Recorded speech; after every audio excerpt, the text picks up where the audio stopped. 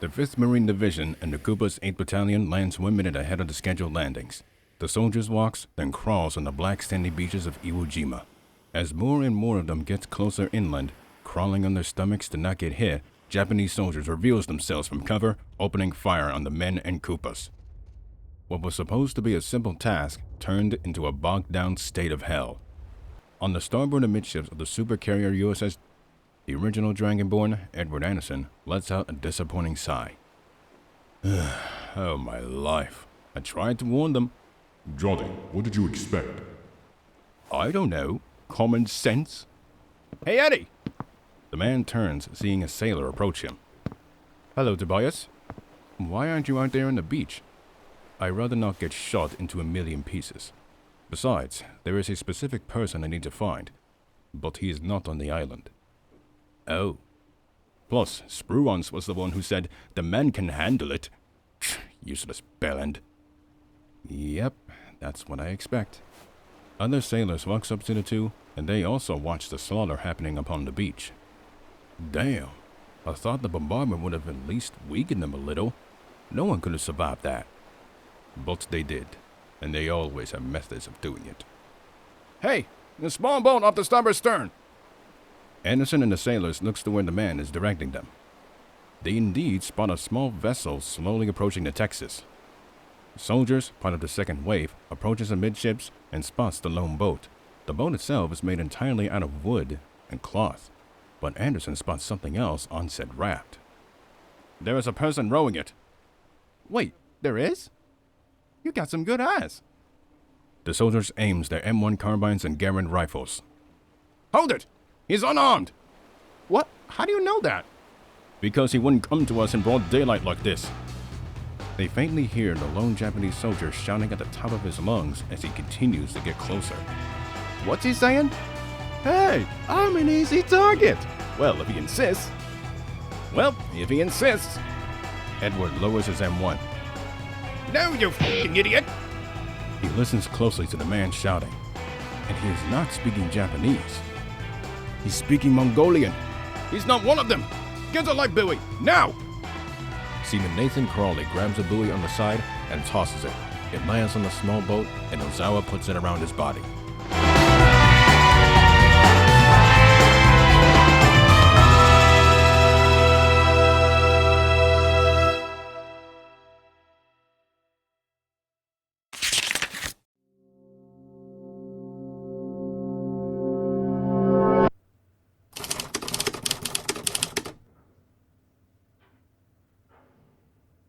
Hold on.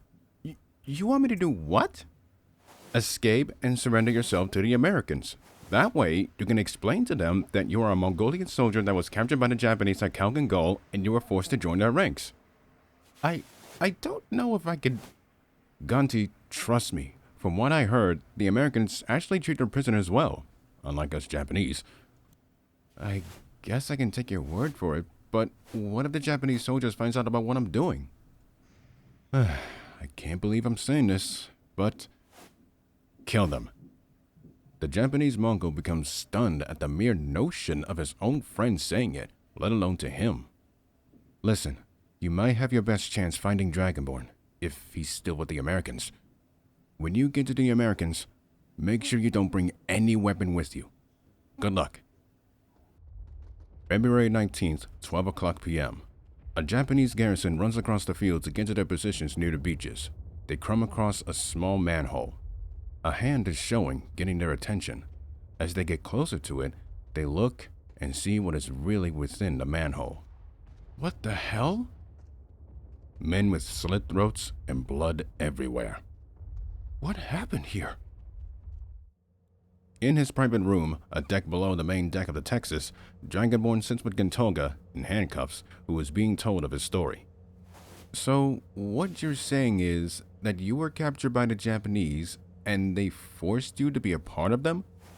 Yes, sir. That's right.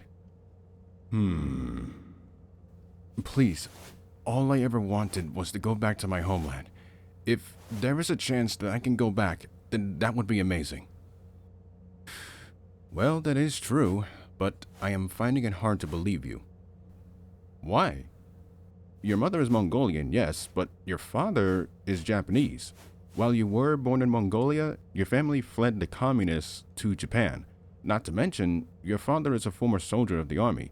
So I'm struggling to decide if you are a full Mongol or not. Ozawa is shocked. He never expected Dragonborn to figure him out so easily. He lowers his head down in disappointment. Okay, you got me. I was only a kid when that happened. I was just so curious about Mongol traditions that it drove me to this point. That and you starting a new Mongol empire. Crap. Now hold on, I'm not saying that you're not going home.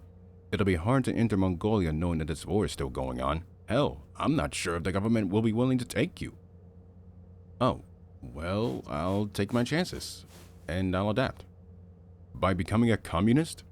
What? Goodness no, I'm talking about more on the lines of how America operates, or like a brand new kingdom. Take it from me, as I witnessed many kingdoms in my lifetime. It is not easy. Says the same person who is also a king. Oh, shut up! So, will you help me? Eddie smiles. Of course. When the battle is over, I'll take you to the Sino-Mongolian border. Hearing his words, Gontoga smiles. 3 bangs on the door gets their attention. Looks like I'm needed. You remain here and do not let anyone get under your skin. With a nod of reassurance, Edward stands and walks out of the room. On the other side of the door, 18-year-old Lieutenant Alex Harrington has his arms crossed and staring at Dragonborn. I'm assuming I am needed? That and something else. Are you sure you want to help him? What if it's a trap? If it were Harrington, you would have seen me with a slit throat. Don't worry, everything will be fine.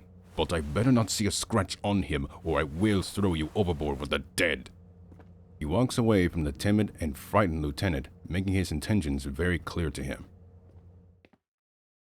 The Battle of Iwo Jima sees the first and second U.S. flags raised on top of Mount Shirabachi, but the battle itself continuing until March 26 at 9 a.m. when the island was mostly secured, and Anderson would keep his word.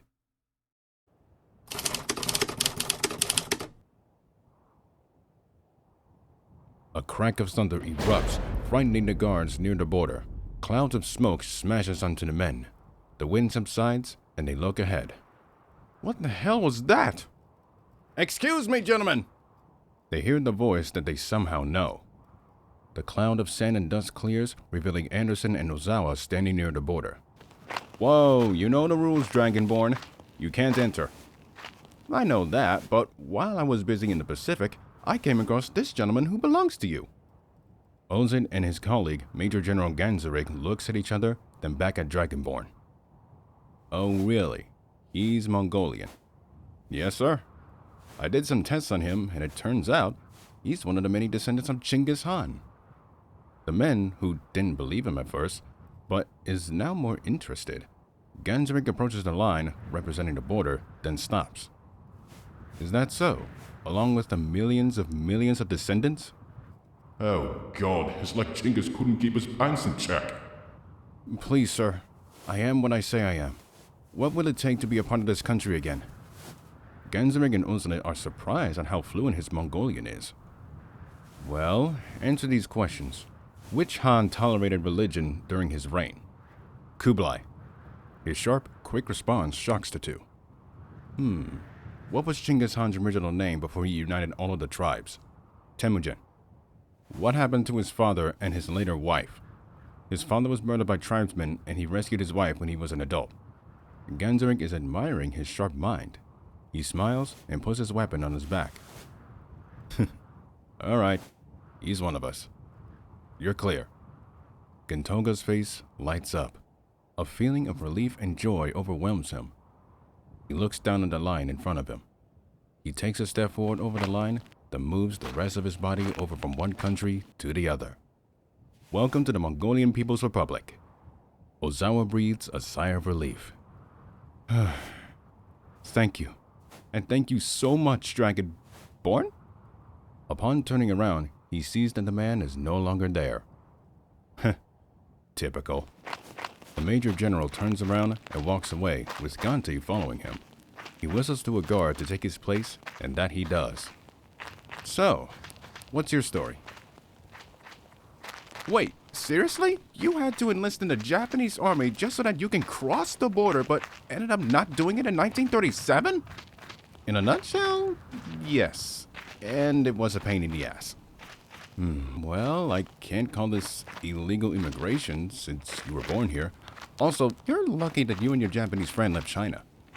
Why do you say that? Let's just say that if you had stayed, you would have been captured by the Soviet Red Army. Hold on, since when did the Soviets get involved? Back in 1939, when the Japanese thought it was a great idea to step foot into our soil near Khalkhin Gol, it didn't end well for them. Ozawa hears the arrogance for that last sentence. How is the USSR doing? Pretty good. Last I heard, the Red Army is near the gates of Berlin. Those fascists get what they deserve. His unenthusiastic mood catches the Major General off guard. Hey, what's wrong? I'm just kind of numb to war at this point. Hell, not just that, but nothing will top being bullied, almost killed by all sides, and even an unforgettable encounter with Godzilla. Hearing the kaiju's name increases his curiosity. No way! You saw Godzilla? What was it like? Scary as f***, and I never want to go through that again. But you shouldn't worry about that. Mongolia never gets any monster action. Phew, that's good. So, shall we head to the capital? Yeah, that's a long way there. There's a truck in a village I know. We'll get there by horse. Ozawa pauses as the two approaches a pair of horses. Wait, horse? Yeah. Those animals look smaller than in Japan. That's the point. The Major General mounts onto one, and Gentoga hesitantly mounts on the other. The two animals begins their walk. So, how far is it? Just a few kilometers away. Follow me. Yeah! His horse gallops ahead. Ozawa smiles. Oh, I'm going to enjoy this. Yeah! His horse rises to its hind legs and gallops forward, following behind the other. 1:03 p.m. The two horses slows down their speed to a normal walk. Ozawa looks at his surroundings. He spots a handful of small buildings and camels walking on the grass fields behind them.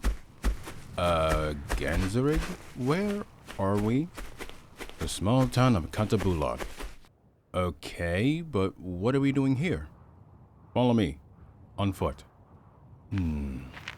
With no other choice, both men mount off of their horses. Then they walk ahead on foot. They enter the small village, and right away, Ozawa notices the sheer emptiness of it all. He spots a few holes on some buildings and paint scattered all over. Not to mention, an eerie breeze brushes onto the land. Are you sure about this? Ganzerig suddenly stops, causing Ganti to bump into him. What the? Temu. Huh? A door on their left opens, getting the men's attention. Another opens on their right. Suddenly, more and more doors of the village opens. One person, in a Soviet-inspired uniform with red and blue patches, steps out of one house. Attached to his waist belt is a sheathed Turco-Mongol sword. What the? Gentoga, terrifyingly, backs away from Ganzerig. He bumps into something. He turns around, only to find that it is someone. That someone has half of his hair shaved clean off and his face looking more furious than calm. Holy shit! He backs away to Ganzerig's side. More and more individuals comes out, revealing themselves. The man's fear turns into anger. He grabs the Major General by his collar. You son of a bitch! You set me up! No, I didn't. Then what do you call this? Hey, Ganzerig! It's good to see you, my friend! Ozawa quickly releases his collar and puts his hands to his sides.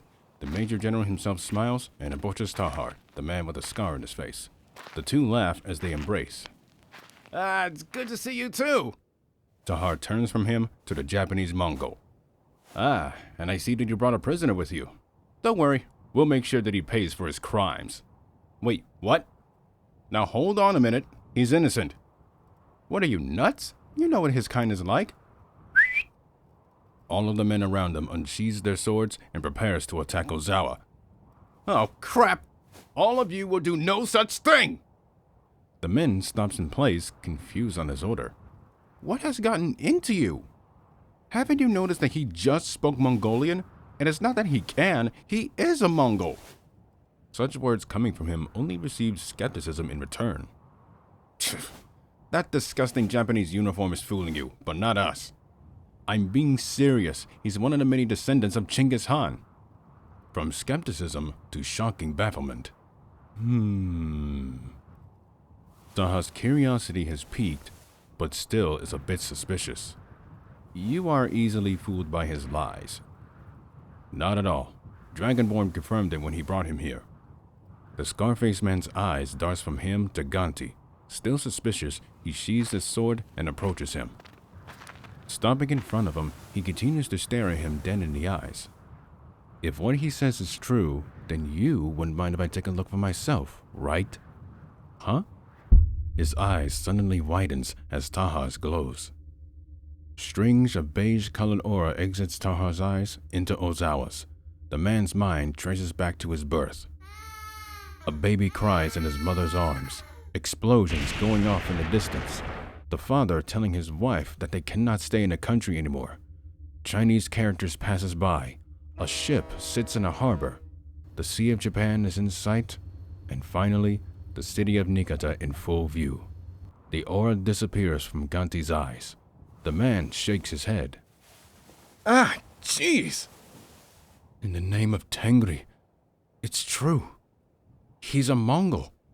Hearing his words, the men all around backs down, sheathing their swords. Genseric smiles, seeing his friend realize his mistake. Taha reaches his hand out. I'm very sorry. Welcome home, Gentoga. Ozawa looks to Tahar's hand, then back to his eyes. Internally, he feels a sense of relief. He shakes the man's hand with a smile on his face. Thank you.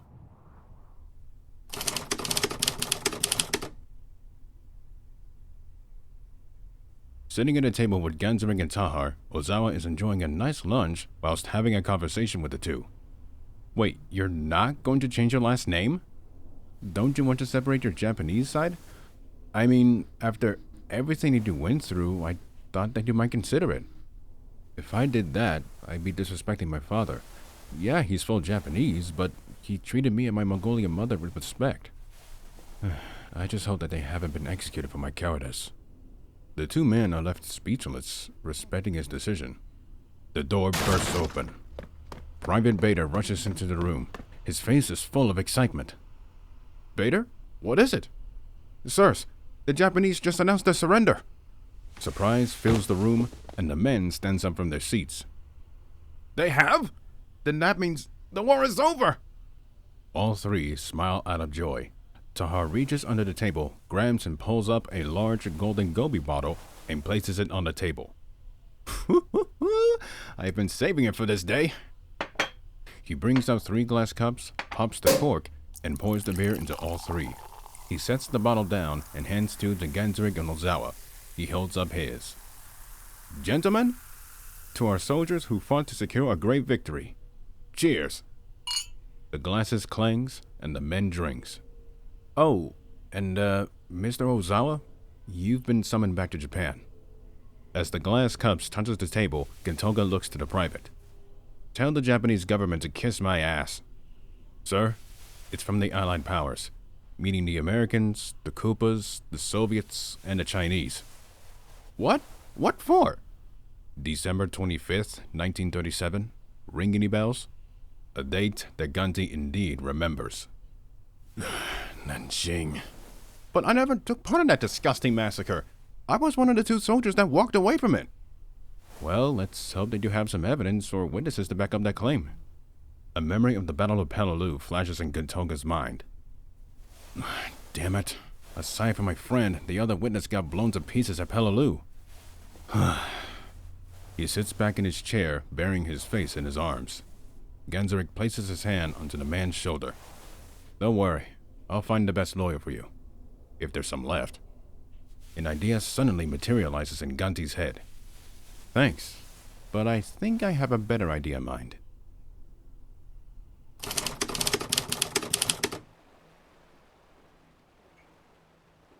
The waters around are calm. Tens of hundreds of sailors are on the top decks of the battleship USS Missouri. Officers, either American or Allied representatives, stand side by side on the starboard veranda deck near turret 2. The Japanese representative stands far away, facing them. In between them is Supreme Allied Commander General Douglas MacArthur, who stands in front of a microphone and a table with the Japanese instrument of surrender sitting on top of it. Behind him on the wall is the flag that Commodore Matthew Perry flew when he and his U.S. fleet arrived in then Edo Bay in 1853. He looks to a sheet of paper in his hand and reads his statement, beginning the ceremony. We are gathered here, representatives of the major warring powers, to conclude a solemn agreement whereby peace may be restored. As his speech continues, Dragonborn Edward Anderson, Tahar Gintoga Ozawa, the latter in handcuffs, stands on the number 2 turret of the Missouri, watching the ceremony to officially guarantee the end of the Second World War. It is my earnest hope, and indeed the hope of all mankind, that from this solemn occasion a better world shall emerge out of the bloody carnage of the past. A world founded upon faith and understanding. A world dedicated to the dignity of man and the fulfillment of his most cherished wish of freedom, tolerance, and justice. Eddie telepathically translates what the general is saying from English to Mongolian. 9:04 a.m. The Japanese delegations, starting with Foreign Minister Mamoru Shigemitsu, signs on the instrument of surrender on behalf of the Japanese government, and General Yoshiro Imatsu signing on behalf of the Japanese Imperial General Headquarters. 9:08 a.m. MacArthur signs as the Supreme Allied Commander for the Allied Powers, giving 1 pen each to General Wainwright and General Percival. Moments later, the Allied representatives signs on the document. And then, 9:25 a.m.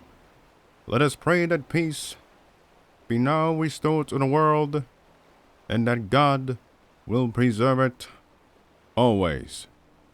These proceedings are closed. Thank the Lord.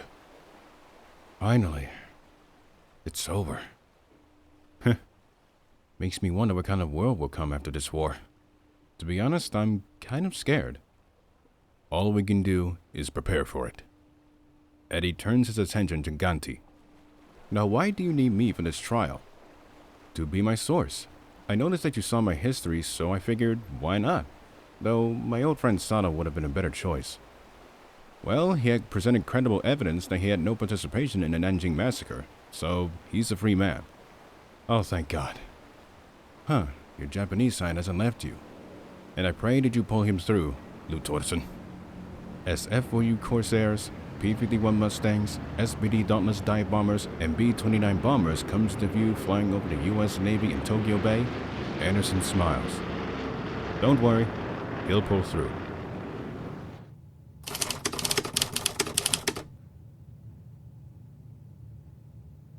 A courthouse is filled with onlookers of the ongoing Tokyo trials.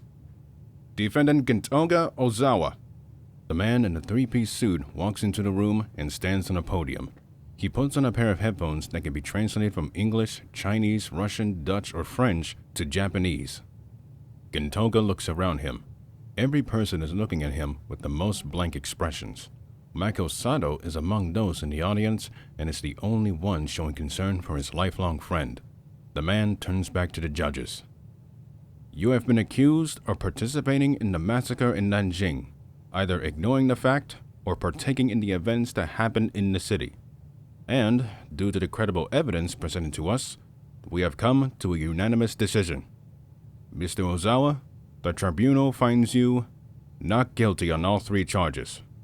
A genuine smile appears on Ozawa and Sato, followed by a great sigh of relief. 10:25 a.m. Both Anderson and Ozawa walks out of the courthouse with smiles on their faces. Hey, congrats on your freedom. I cannot thank you enough for what you did for me. I owe you my life, Edward. It was nothing. Although, I have seen your future. Really? What is it? I'd rather not say. But there is someone waiting for you. Hey, Ganti! A familiar voice gets the man's attention. Edward backs up as the old friends reunites and hugs. It's good to see you. I never lost faith in you. I knew you'd make it. Thank you. Thank you. The two stops hugging and look eye to eye. How's life in Mongolia? Oh my goodness, it's like everything that I dreamed about. Minus the whole trial thing. Don't worry about it. It's in the past now. Hey, maybe you can come with me. Sato's smile turns into a frown, same with Ozawa's. Yeah, about that. The Chinese Civil War is still going on, and I'm becoming a father now. Oh, I understand. So, I guess this is it, huh? I guess. Ganti extends his hand and gives his friend a smile.